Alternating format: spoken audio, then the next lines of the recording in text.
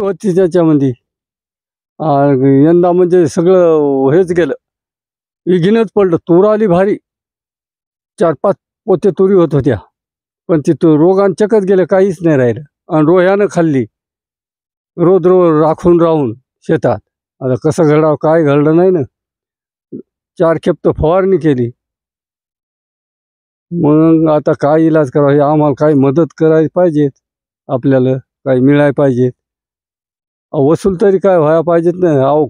5-50 हजाराच्या तुरी होत होत्या, 10,000 जर भाव असतात. हा, आता काहीच नाही म्हणल्यावर काय करावं, त्यानं काय फाशी घ्यावं का जीव द्यावा त्यानं? शेतकऱ्याला मरायची वेळ आली ना. हा, लय एकर शेती आहे. माझं नाव वामन किसन मेहकर आहे. तूर हे 2 एकर, 2 एकरात 1.5 पोत तुरी झाल्या. या अवकाळी पाण्यानं सर्व माल गळून गेलेला आहे. त्याच्यामुळं आमचं आता फक्त हे कुटार शिल्लक राहिलेलं आहे. सोयाबीनचं बी तसंच झालं. सोयाबीन आम्हाला दरवर्षी 6-7 पोते होते, यावर्षी आम्हाला 2 पोते 3 पोते सोयाबीन झालेली आहे. त्याच्यामुळं आम्हाला शेती करणं फार कठीण झालेलं आहे.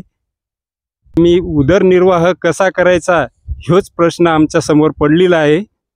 तरी तुमच्याकडे काहीही दखल न घेता आमचं कर्जापायी आम्हाला आमच्या शेती विकायच्या काम पडायला लागलं. काही लोकांकडून कर्ज काढलेलं आहे, ते फेडण्यासाठी काही शेतकरी आमची आत्महत्या करायला लागलेत.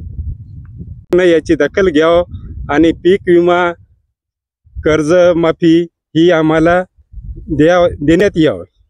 पेरलेली आहे, तिच्या समधी चिरून गेली, आणखीन काही कापली नाही, तशीच शेळ्याला चारायलो.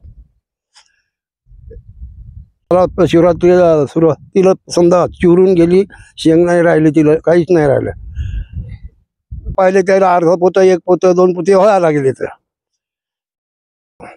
खर्च जास्त याला कुटारवर राहिलं फक्त.